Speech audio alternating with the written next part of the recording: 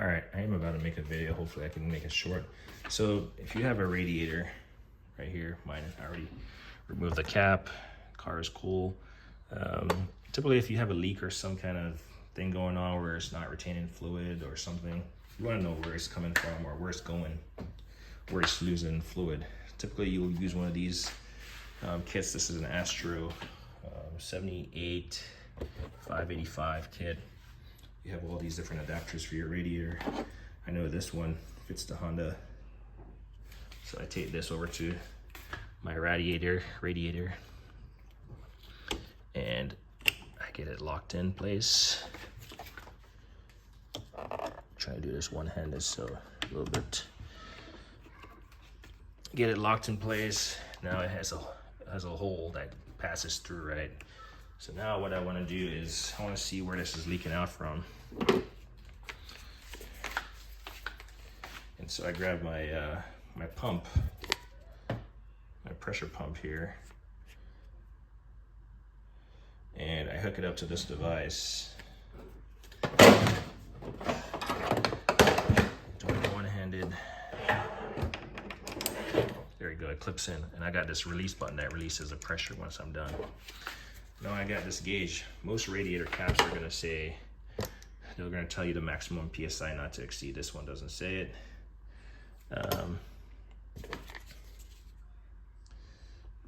Or maybe that's, actually, let's see. PSI, maybe that's bar. So that maybe that don't exceed 1.1 bar. And because it says, there we go, 1.1 right there, and the transition between the red and green. So 1.1 bar or 15 PSI, right? The 15 is on the inside PSI. So I'm gonna press this up against my body real quick and watch it.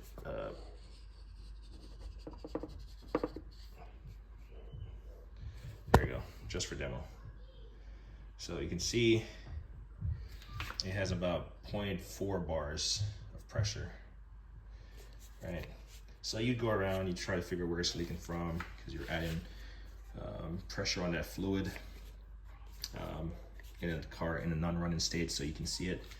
All right, well, let's see, release the pressure, 0. I'm just showing you this because I'm doing it already, so why not? So let's say we have this and it doesn't work for whatever reason. The radiator is empty or what have you. Maybe it's out of the car. It doesn't really matter what flavor. It doesn't really affect this whole scenario. Of note, you could also use one of these plugs, rubber plugs, to get in there, tighten it down in there, and it will do the same trick. But let's say we want to do something more fancy, but utilizing some smoke. So I bought this RDL 960086 Redline detection coolant system adapter, and this is meant to supplement your SpeedSmoke. So SpeedSmoke is a smoke machine, obviously, and this one actually has a turbo and an evap and air test. The unique thing about this one versus the one that you've seen in my previous video or just sitting off to the side, this one has a built-in air compressor, so all I need is some kind of battery power, some kind of 12-volt power from the battery typically, because that's what it comes with in the battery leads. Hook it up, I got power. This one, on the other hand, still has the battery leads, still has the hose, but it's a different fit in. It doesn't have this robust like compressor fit in. But this one, specifically, in order to get air, you have to hook up to an external air compressor, right? So that's the downside. This one is not portable. You have to have an air compressor. I guess you can get one of those Milwaukee portable air compressor and still be portable. Unlike this one, has a built-in air compressor, right? So I don't have any compressor lines hooked up. I mean, I just have the 12-volt power and the air coming off it. And yeah, that's it. So this adapter piece, I saw them do a video on it, and I saw a guy do a video on it and I was intrigued. I wanted it. And I went out and bought it. Cost about $100. If you look on Redline detection website for this part number, you're not gonna find it. I did a search unless it has changed. It was not on there. I just searched generically in all the accessories, nothing. I sent him an email with a part number. The guy got back to me pretty quick and said, yeah, just give us a call. We'll be able to help you out. I didn't give them a call back. But I just found this after a while online. So here's the setup of this thing. My tool haul video, you saw me messing with it. It's pretty robust. And I would not want to get my fingers caught in there for how loud that thing clicks.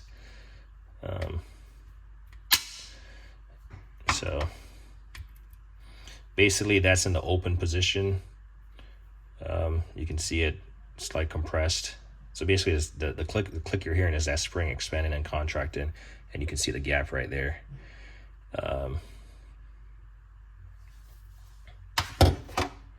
In just a second here, let me just.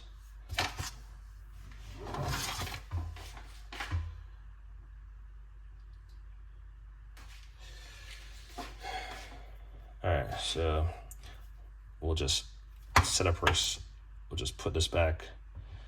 I don't want to get my fingers caught in it, so. But anyway, you hook this up to this end, and now you have this. But here's a problem I saw last night.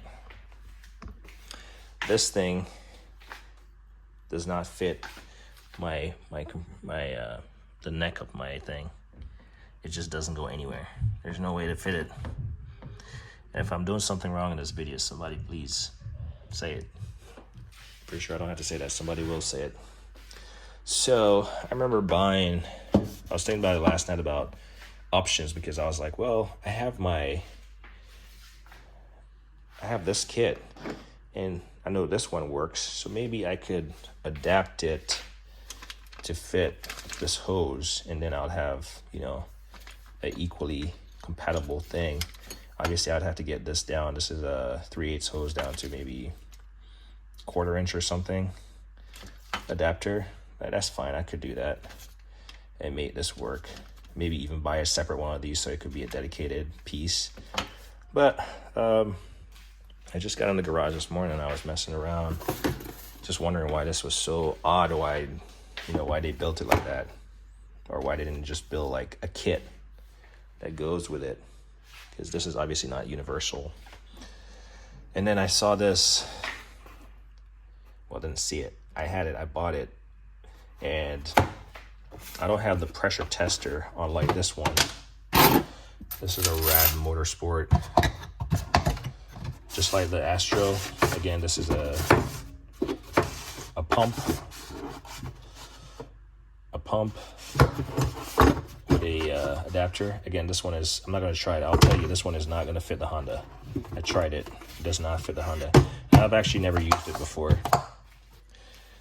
I've only ever used this one for the testing the radiators. But I remember buying this, and again, this is a Redline detection, part number 950750. And I've always thought about buying the rest of the kit, because when you look at this pamphlet, you see the kit that I have on the right, and then that's a supplemental kit. But if I had bought it, I should have gotten the pump and all this stuff with it. So basically what I'm missing from this kit is just a pump, because you can see I already have the 4 pieces. So I just need a pump with the adapter right here. So maybe I'll buy that. Even though that means I have 3 of them. So it's not really critical that I get it. I believe I found this used and I bought it. That's the reason why I have it. But luckily I did, because now it's coming in handy. Because when I go through this kit here, I'll put this kit over here real brief. I go through this kit and I'm like, well, I need an adapter or something to plug this thing. I messed with it earlier and I kind of figured it out. This does not fit. It just wobbles in there. this one is too big. And you might say, why don't you turn it around? And I'll show you why in a second. And then this one is the only one that I could find. Am I doing this? I think I'm doing this wrong. I think it was this one. Yeah, I say it was this one, even though it's wobbly. So what I'm gonna show you now is how I've kind of jerry-rigged this whole Redline detection thing to fit. If I could set up my tripod without it falling in the engine bay fully.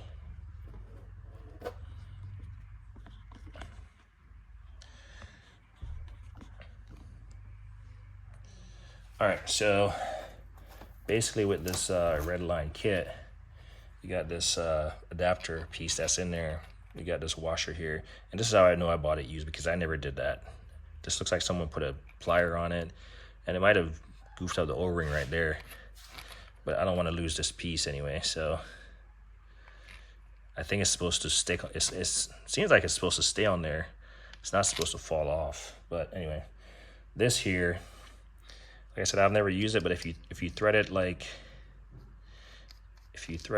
this, it's not going to get fully seated.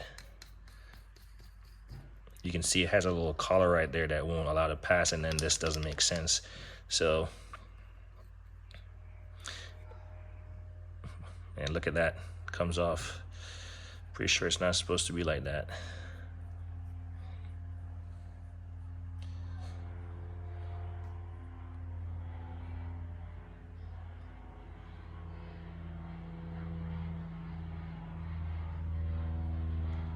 This one looks like it has, come on, get off. You can see where it's missing a chunk from right there. So, and you can see some marring on it. So this clearly was utilized in an incorrect manner at some point in time. You can see it right there, the chunk is missing. But anyway, in order to get this to get flushed all the way up, you got to put it from this side, the big side. And then this kind of clamps all the way down to here. Now, I put this in there. It still does not fit tight.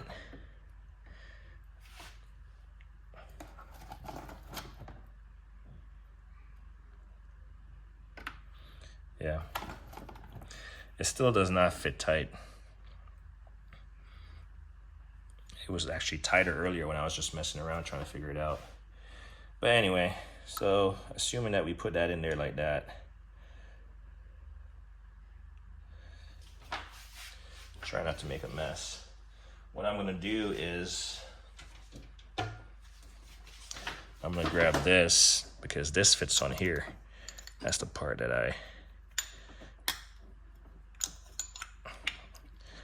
let's see if I'm do this right. Put that right there.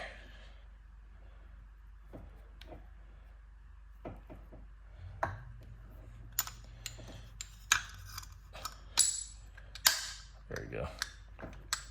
So now this is locked in, and it's locked in pretty good. It's actually locked in. I don't think you need to do this. I think you can just spin it on, and then you put this in here. And again, I don't think that's the perfect setup for it.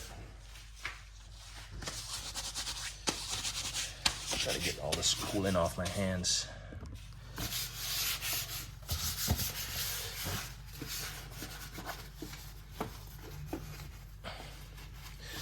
So now I got this coolant system. So say, I had the radiator, I had drained it out the pepcock. The radiator was empty, and I'm trying to find a leak. There's no fluid in there, so it's not gonna, I'd have to use soapy water, maybe get some of that Crisp Fix soapy water or something to find where the leak is coming from. Well, in that case, I could just use some air. And so my SpeedSmoke here, sure enough, I could probably jerry rig something to, use that. But this adapter, which I'm a little bit disappointed in, clearly that's what I'm trying to demo. I would turn this bad boy on. So let's flip the switch to vapor low. Power comes on, green light. Let's turn on vapor test up top. You hear the compressor. And let's see. I'm not gonna do this long because it's spilling over right there. Adds a little bit of smoke. And yeah, you're just smoking the system. I don't want to keep doing that because I'm just spilling stuff out for no reason. You can hear it dripping down, so I have to clean it up. So, in fact, let me just do this real quick before it starts draining backwards.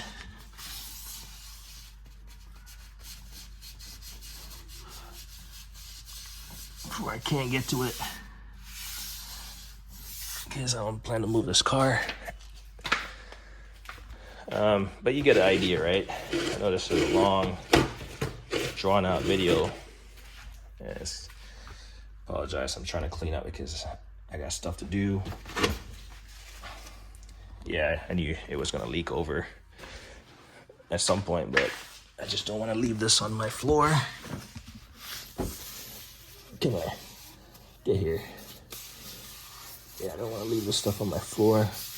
My fancy towels. I'll probably put some pigment on here. Let's get some pigment out. Absorb. Oh boy, I just got enough pigment. There you go. We'll just leave that there. Crisis averted. Anyway, you get the idea. I made a mess. So yeah. Am I ecstatic about this setup? No. Do I think it's a great setup? Could be, but it's not ideal.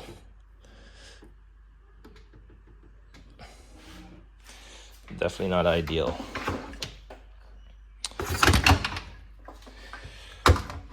We'll say the build quality is there. Again, I apologize for the shakiness of this video. Try not to drop stuff, try not to spill stuff too much. Clearly the build quality, this being used, it is what it is. But this, because I'm slightly disappointed that this doesn't have a full up means to, it's just, maybe I'm missing something, but it's not fully compatible with the current setup I have. And I guess I could try it on the Tacoma, but it makes it seem like this is built for a certain type of radiator, a larger radiator opening. So if you go out and you're gonna buy this, just be mindful of the limitations. I think that's the whole gist of this. You can, what I'll probably end up doing, because I don't think this is gonna necessarily work all that great, is I'm probably gonna, well, I definitely won't spend my money on this just to get it. I'll buy like an air hose whip. So, again, another random thought I had last night. I'm pretty sure I have an air hose whip in here. Here we go. And this is from Harbor Freight.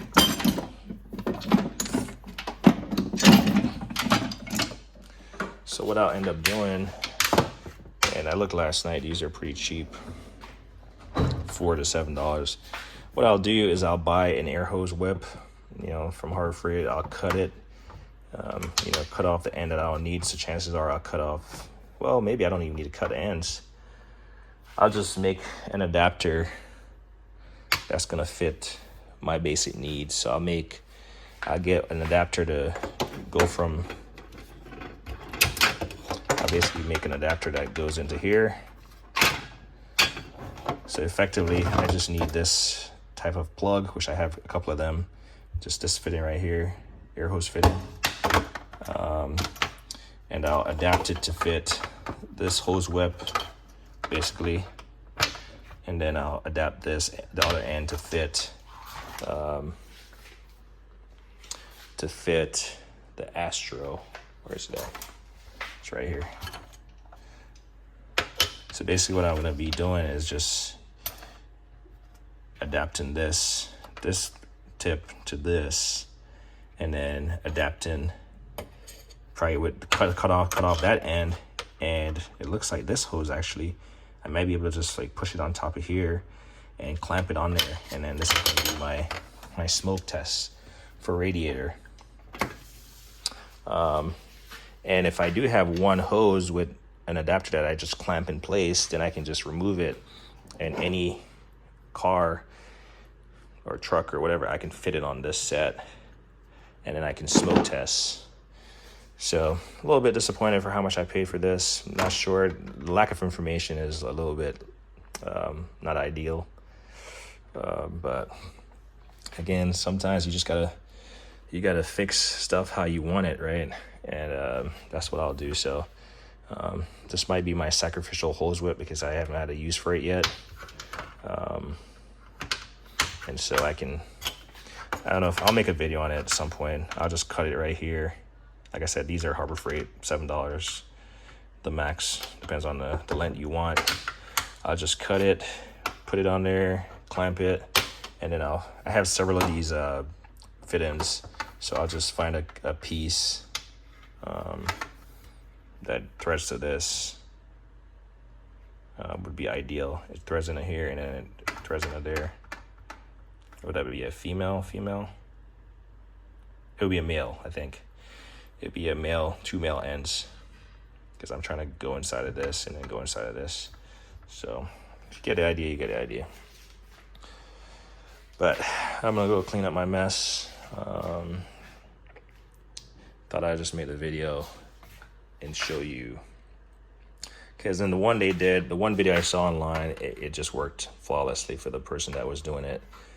And like I said, this will be more applicable not to a radiator that's already filled. Obviously mine is functional, but to a radiator that's currently empty. And now if you pressure test it, you just be trying to listen for the air where it's coming out, or trying to feel for the air where it's coming out, versus if you have smoke. And I'll show you, this stuff was starting to spill over, so I didn't get to, and I'm not sure if you would necessarily see smoke except out of the connection pieces at the cap, but I'll show you how much this thing smokes. So we'll go to vapor, low, we'll do a vapor test, we'll turn on smoke, and so,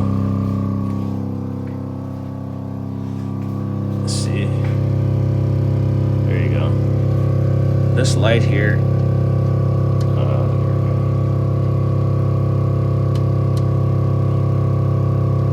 trying to get this thing to go to anyway, there you go. I'm trying to get the smoke light to come on, but anyway, you see it. So basically that would be filling up your radiator.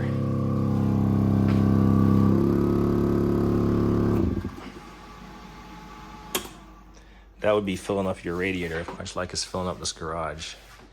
I'm glad it doesn't have some kind of sprinkler system in here.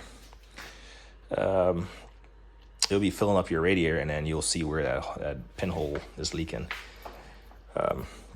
Smoke is super versatile. If you can imagine it, you can use it. Just be mindful that you don't have a sprinkler system or smoke alarm. But yeah, I'm gonna go pack up. Hopefully you get a point. I know it's long and unedited, but that's the name of the channel, Unfiltered. So as me always say, like and I hit the thing.